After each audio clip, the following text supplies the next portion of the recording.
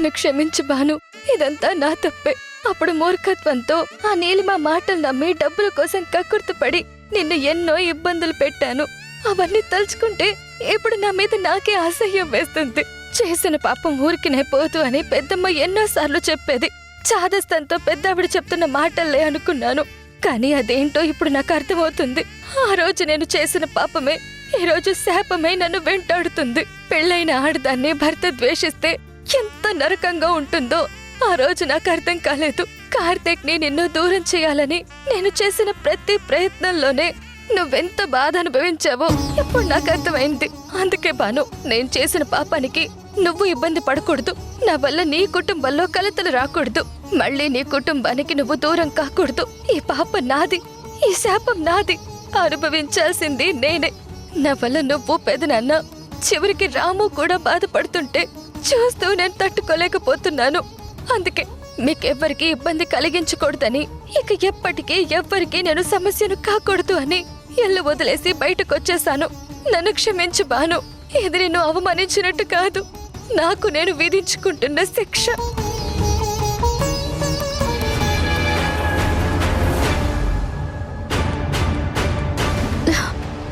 ఏవండి? ఏంటమ్మా? ఈ అమ్మాయిని ఎక్కడైనా చూసారా? చూడలేదమ్మా.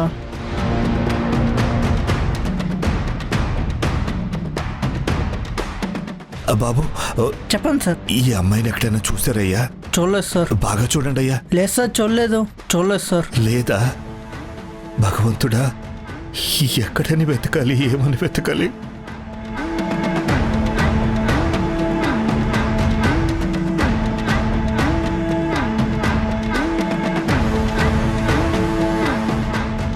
మామ చూసారా ఒంటరిగా వెళ్తుంది? రేయ్, అర్ధరాత్రి ఇలా వచ్చిందంటే ఇల్లు వదిలేసి వచ్చుండాలి, లేదా ఇంట్లో వాళ్ళైనా తరిమేసి ఉండాలి.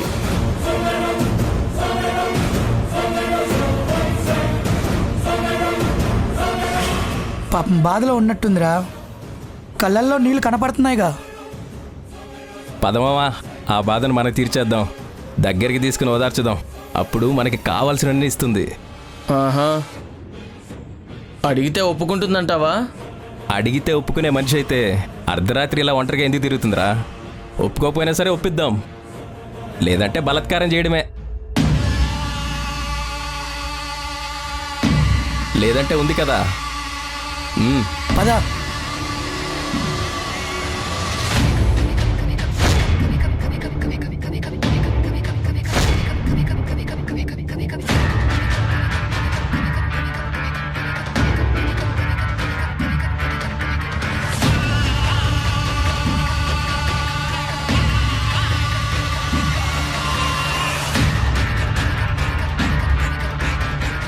వీళ్ళేంటి నా వెంట పడుతున్నారు?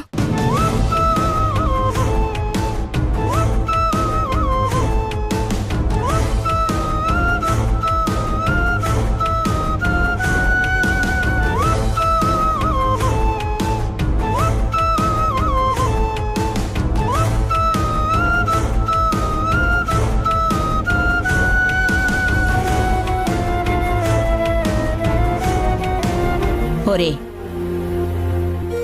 బాను మీద నీకున్న అభిమానాన్ని చూస్తుంటే నాకు నిజంగానే ముచ్చటేస్తోందిరా. కానీ ఇప్పుడు నువ్వు వెళ్ళొద్దురా. అదేంటి బామ్మ, అభిమానం ఉందని నువ్వే చెప్తున్నావు? మరి అభిమానం ఉన్నప్పుడు అండగా నిలబడాల్సింది నేనే కదా. వెళ్తానంటే ఎందుకు వద్దంటున్నావు? అక్కడికెందుకు వెళ్ళిందో బాను నీకూడా చెప్పలేదంటే ఖచ్చితంగా దాని వెనక ఇంకేదో మర్మం ఉండుంటుంది. నిజంగా మన అవసరం ఉండుంటే బాను మనకి చెప్తుంది. మన అవసరం లేదనుకుంది కాబట్టే తను ఒంటరిగా వెళ్ళింది. ఏదో చేస్తానంది కదా, చెయ్యని.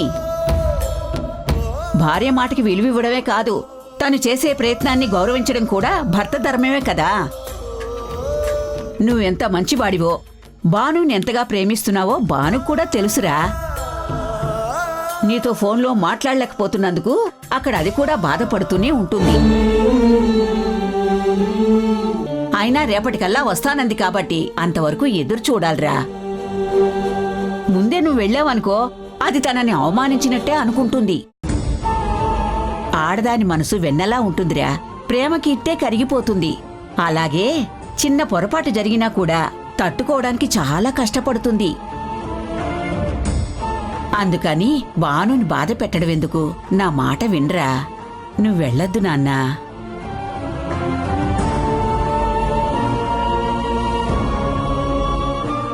భానుకి సమస్య వచ్చి వెళ్ళిందా? అదేంటో తెలుసుకోవటానికి మీరందరూ ఇంత ఇబ్బంది పడుతున్నారా? ఎవ్వరికీ చెప్పకుండా భాను అక్కడికి వెళ్ళిందంటే ఖచ్చితంగా ఏదో ముఖ్యమైన కారణం అయ్యుంటుంది. ఏదైతేనే నేను హాస్పిటల్లో ఉన్నప్పుడు భాను కార్తీక్ ఎక్కడొకటైపోతారో అని తెగ టెన్షన్ పడ్డాను. కానీ భాను కూడా ఇప్పుడు దూరంగా ఉంది కదా, ఇప్పుడు నా మనసుకి ప్రశాంతంగా ఉంది.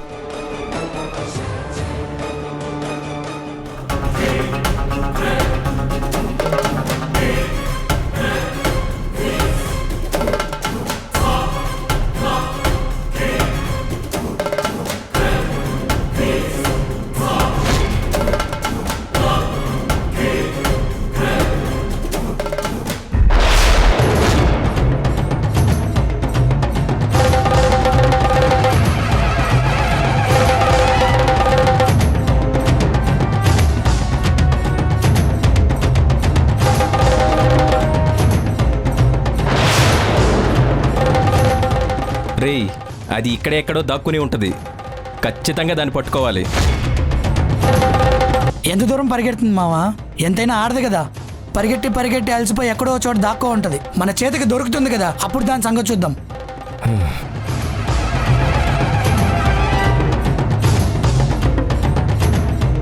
తల్లి, వైశాలి ఎక్కడైనా కనిపించిందా? లేదు నాన్న, మొత్తం వెతికాం, ఎక్కడ కనిపించలేదు. ఎంతమందిని అడిగినా చూడలేదని చెప్తున్నారు. నాకెందుకో భయంగా ఉంది తల్లి. తను మనల్ని బాధ పెట్టకూడదన్న ఉద్దేశంతోనే వెళ్ళిపోయింది. మనకు కనిపించకూడదని అనుకుంటుంది. ఎక్కడైనా వెతకాలి, ఎలాగైనా వైశాలిని పట్టుకోవాలి నాన్న. ఎలా బాను? అన్ని ఏరియాలో వెతికాము, ఎక్కడ కనిపించట్లేదు. ఇంతలో ఎంత దూరం వెళ్ళుంటుంది? మన ముగ్గురికి కనపడకుండా ఎక్కడ దాక్కుంటుంది?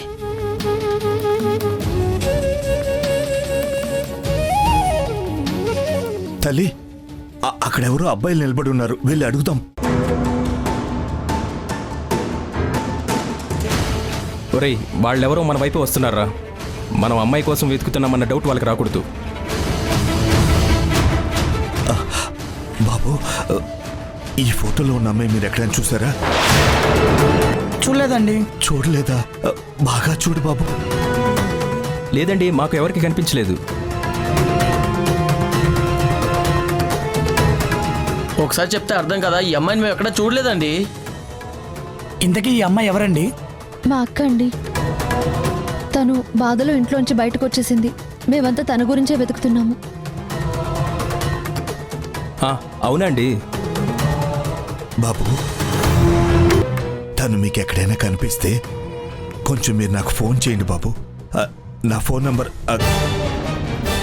నా విజిటింగ్ కార్డ్ తీసుకోండి. ఈ నంబర్కి ఫోన్ చేయండి బాబు. అలాగే సార్. తను ఎక్కడ కనిపించినా తప్పకుండా మాకు ఫోన్ చేసి చెప్పండి. అలాగే మేడం, మాకెక్కడైనా కనిపిస్తే మీకు తప్పకుండా ఫోన్ చేసి చెప్తాం. మీరు అటెళ్ళి వెతకండి, మేము ఇటువైపు వెళ్ళి వెతుకుతాం. థ్యాంక్స్ బాబు. అటు వెళ్దాం పదమ్మా. పద.